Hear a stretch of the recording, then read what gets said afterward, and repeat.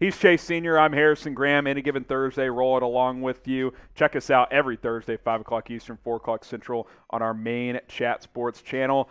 Let's get into the latest around Ben Simmons and 3 teams potentially involved in the mix here. Obviously, you have Philadelphia, who is still stuck with him, but Dallas, Golden State, Chase, what's going on here? What's going on with these rumors here? Yeah, so here's what we have coming up, and really this is a heater of a show. Simmons, according to reports, and we'll get to that report here in just a second, prefers a destination of either the Golden State Warriors or the Dallas Mavericks. Very, very interesting. There was also a meeting in downtown Philadelphia between Daryl Morey, the Sixers front office and ownership, and Rich Paul and Clutch Sports to try to talk this out to move closer to an NBA trade of Ben Simmons. And we'll also explain some trade ideas for each team involved, the Dallas Mavericks and the Warriors, coming up in just a few moments. So here was the report, rumor, hard to say, Mooncey of Sky Sports, which I believe is it in Canada? International. No, Europe? It's England, okay. London. Per a source in the Simmons camp, which Simmons is Australian, so there's probably some international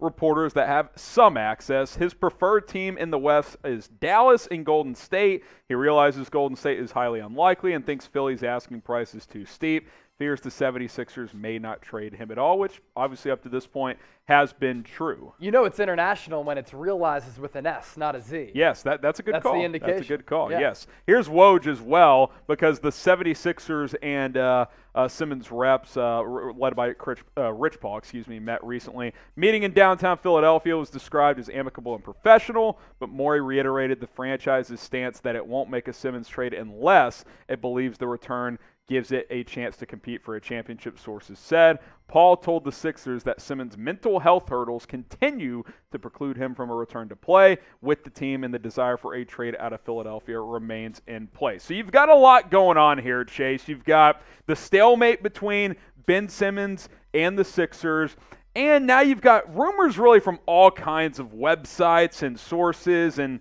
it's kind of hard to really figure out what's true, but I'll say this, with 25 days or so to go before the trade deadline, things are heating up around Ben Simmons. You know what's funny, too, and we're all sensitive to mental health issues, and I'm glad it's become more of a talking point here in America and internationally, because it is a serious problem for millions and millions of people out there. And Ben Simmons has kind of blamed mental health issues for why he hasn't suited up for Philadelphia, but then, conversely, on the other side of that, his reps in Clutch Sports have been telling teams that if you trade for Ben Simmons, all he needs is a little bit of conditioning to get back into game shape, and he'll be ready to go. So are we just going to automatically throw out those mental health issues that he was alluding to and talking about for why he couldn't play for Philadelphia?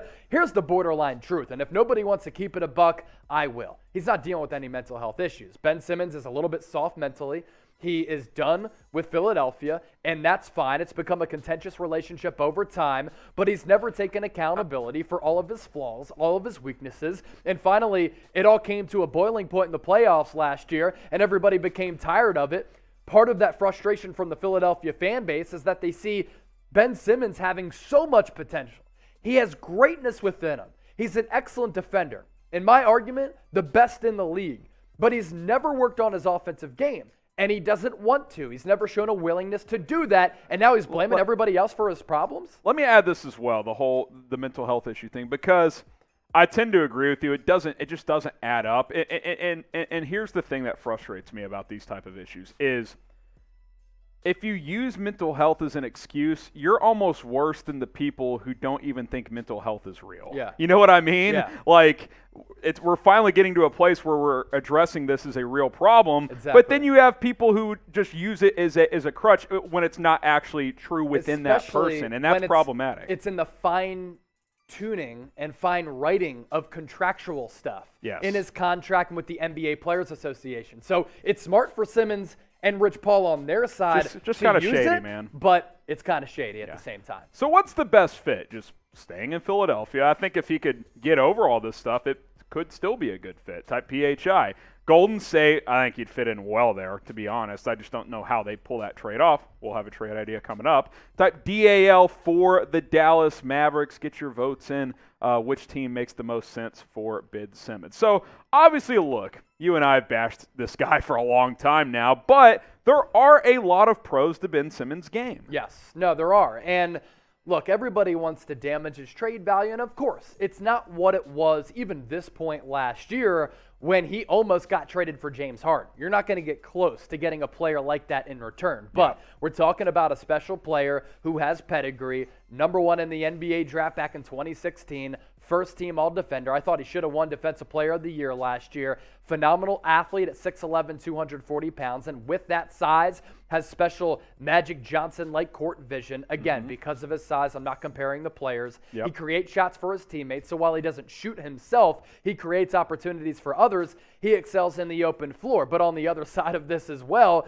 there's the bad with Ben Simmons. He's a liability in the half court, as we've seen in the playoffs time and time again. He's never taken onus in improving his offensive game. Last year in the playoffs, he shot 34% from the charity stripe. And of course, we all know what happened when he passed up on that dunk in Game 7 in the second round against the Hawks. And his fit with Embiid doesn't work. And he has more than $100 million remaining on his contract. For other teams out there, they're not sure the personality that they're getting back, the player that they're getting back. And while it's a good thing in some instances that he's under contract, given the money and the player who he is and the playoff shortcomings, it's kind of sketchy to a certain degree. And $33 million this year, $35 next, almost $38, then it goes up to $40 the final year of that contract. Then he becomes an unrestricted free agent in 2025 at the age of 29, still young. That's a lot of money to be paying for a guy who you don't know if he's a damaged asset or not. Yeah, you don't know where he's at mentally in terms of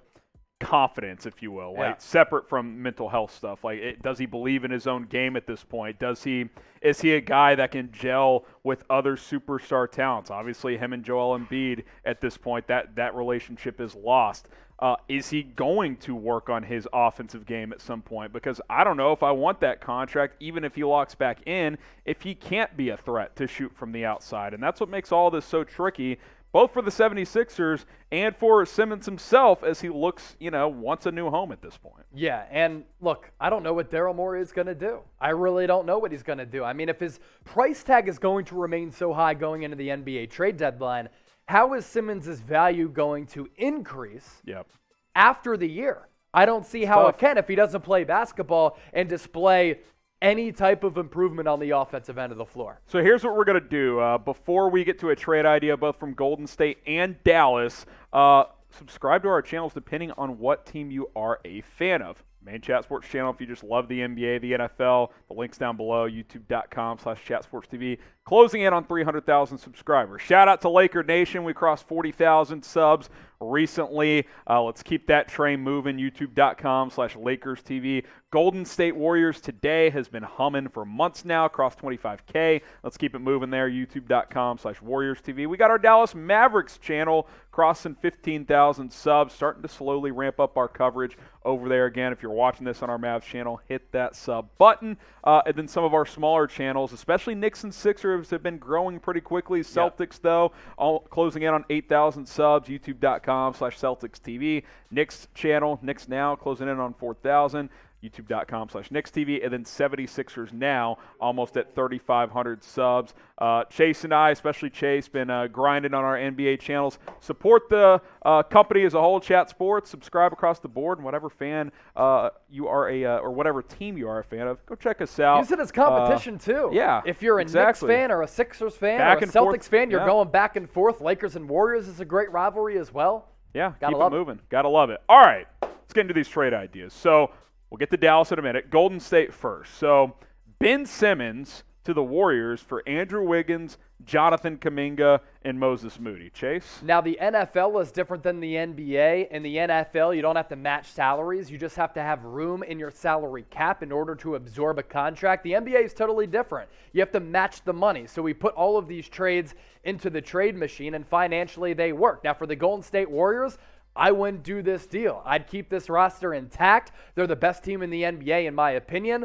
That's with Klay Thompson recently coming back and James Wiseman on the way. Andrew Wiggins is a borderline all-star. Jordan Poole, who did start games earlier in the year, not included in this deal, but you kind of have this young nucleus of a guy like Wiggins and Poole and Kuminga and Moody. These are all very good pieces for Golden State. Now, for Philadelphia, I'd think about making this trade. Philadelphia, at the time when Wiggins was coming out of Kansas, they were vying for him to come to Philly, and they really wanted him. Now, he's not lived up to those expectations, but he's a borderline all-star this year. I think Jonathan Kuminga has Jaylen Brown types of potential, and Moses Moody, very good young player as well who can shoot the hell out of the rock. Wiggins and Embiid obviously played together. Exactly right. They're tight by all accounts, so you've got that built-in relationship as well. For Dallas, this is the trade idea we cooked up. Ben Simmons and Jaden Springer as a salary, kind of roster filler there. Tim Hardaway Jr., Jalen Brunson, and Willie Cauley-Stein. I'd kind of thrown this one at you because Dallas, number one, Philadelphia doesn't want Porzingis.